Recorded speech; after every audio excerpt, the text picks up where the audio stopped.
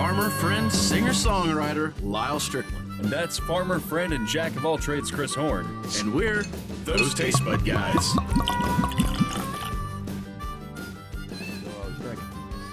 And action. We have ghosts. Hey guys, welcome back. Let's join us one more time. I'm Chris. That's Lyal. We are those Tastebudguys. Appreciate you joining us. If this is your first time, please just know we're not experts. We just like to have a drink and talk about what we're drinking about and share that with anybody who wants to listen. If you happen to have this, please join us and leave your comments down below with your degree or history. Doesn't matter to us. Just say what you want to say. If you are thinking about buying this particular product, you're trying to get it, then maybe something we say might sway or dissuade you, keep you from purchasing it or encourage you to purchase it. Just kind of see where you land with it. Everybody's entitled to their own opinion. If this is not your first time joining us, thanks for joining us again, and welcome back. I run out of breath mid-sentence. No breath control. Anyways. Okay. Other than that, we got a QR code in the corner if you want to help us out with the show. That's the best way to do it. $1, $5, $10, whatever you feel like it's worth. A couple bucks for a beer helps us greatly. And then we have our friends over here, the Edelbrand Distilling. They're the ones we chose to put on the counter for the last few episodes because they've given us these bottles and pretty good stuff. Pretty good people. Really good people. And we would love it if you go check them out as well. It says Edelbrand if you are trying to figure out how to spell it, but it should pop up. Missouri Distillery. Good stuff. Yeah, wonderful. We're working with E.H. Taylor single barrel today. We've done the small batch in the past, and actually we should probably go back to that at some point because I remember us sort of a comparison, not being super enamored with it, but thinking it was pretty good. Well, we had it recently, and I think we were both a little shocked by how tasty it was. Yeah, so the bottle that we had was real empty, and I was really surprised at how much more I liked it after it had acclimated than I did the first time I had it. Yeah, I think that might be true of this one as well. We had a little taste of this the other night. This is a Barrel Select Aslan Beer Company, I think. Is that how you would say that? Aslan's a big wine, I think. I know, right? Where's the wardrobe? Aslan Beer Co. Sure. So, anyway, not sure where they're from and how I realized that was on there. Didn't know. I don't know why this, how this got from there to here, but I know a few of the pieces. Thank you, Josh.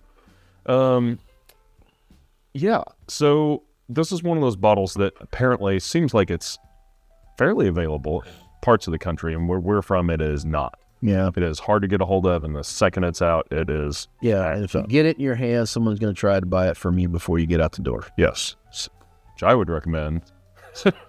Sell it. Let them have it.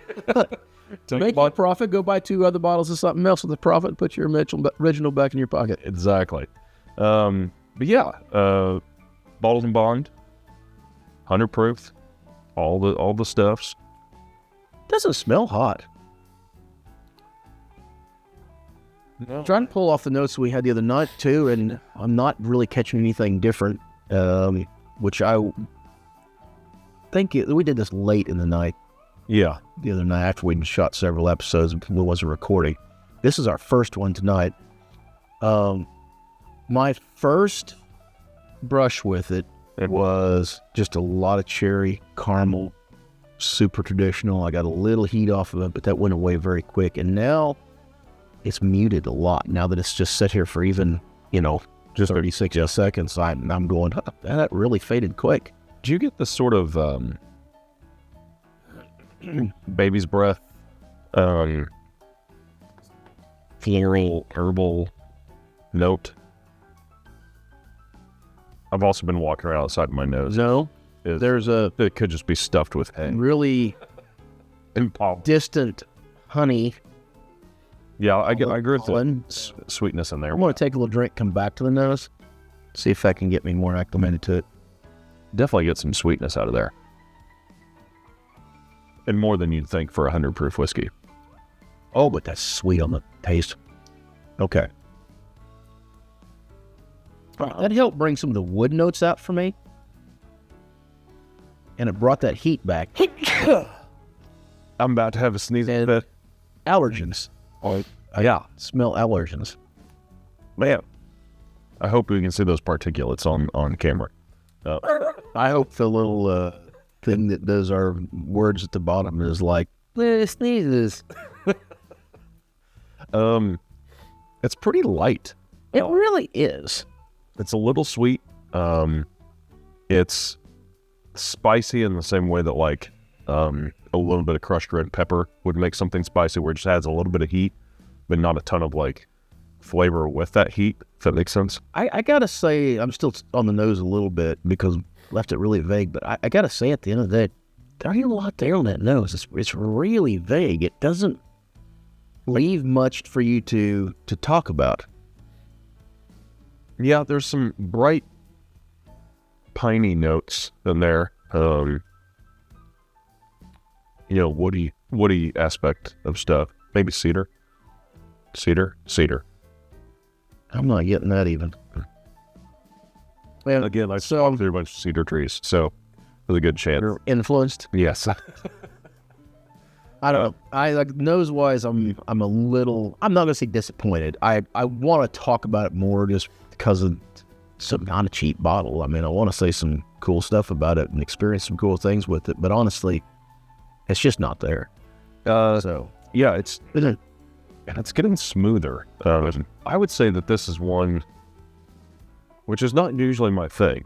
Smooth whiskeys, smooth traditional whiskeys. This is all of that. I think this is. You're a big fan of Eagle Rare, right? Mm-hmm. I like Eagle Rare. I think that this is in the same ballpark. Okay. You're not wrong. This tends a little more towards my profile, I think, than it does yours. But so on the palate, I think the woody notes are coming through much heavier. Boy, there's just still not a lot of alcohol, but that is not materializing. Yeah, it's more smooth and sweet. I think you were right with honey. I think honey is the sweet note that is pushing through for me. So honey is a note that keeps coming back, still in even on the flavor. But now, when I'm kind of like doing that and like aerating it a little bit, yeah, I am starting to get a feel for. You said baby's breath earlier. Yeah, some of those more floral notes when you kind of atomize it, really kind of bring it. And that's, of course, it's hitting you high in the nasal cavity doing that. Yeah, because you're really, separating it. Yeah, I think I can see where you're coming from the baby's breath now. Yeah. I couldn't get it on the nose. Probably still can't get it. I'll try again, but it was a freshness, just a freshness. That's a good word.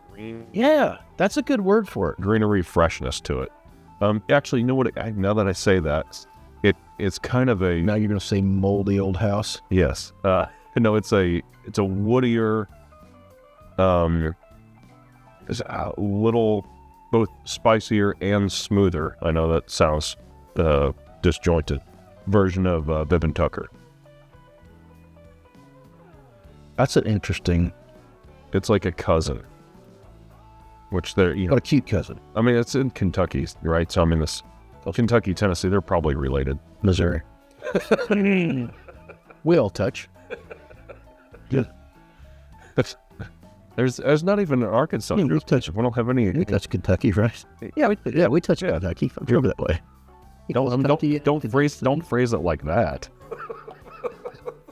Have any Kentuckians out there in the internet world? Yeah, come on down. All right. There is also I've only got it to come out a couple times, but there's kind of a little menthol note that comes in there as well. Yeah. Which might be the alcohol that just catches me just right, but that's where I'm getting that Bibb and Tucker comparison, I think, in my mind. So it's not bad. I actually do think it is better than the small batch. I think we're going to have to do a comparison. But I would think I'd like to go back at it because I'm kind of impressed the last time we did. And the small batch usually runs $50 a bottle. The single on retail, the single barrel, I think is probably about what I paid for it was $150. Right?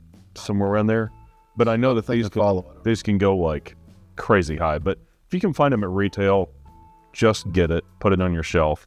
It's a nice bottle. It's a fun bottle to say you have. Right? I mean, it's like if you could find if you can find Pappy at retail and you've got the means to do it, just do it. Just don't be one of the people that pay $10,000 for a $2,000 bottle, Or be one of those people that don't drink it. Drink it. Yes. Drink it. That's what it's made. Enjoy it.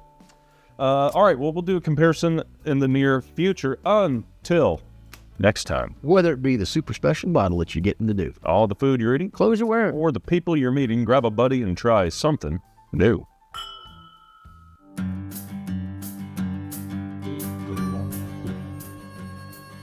Hey guys, if you made it this far, thanks for watching all of that. We really appreciate it.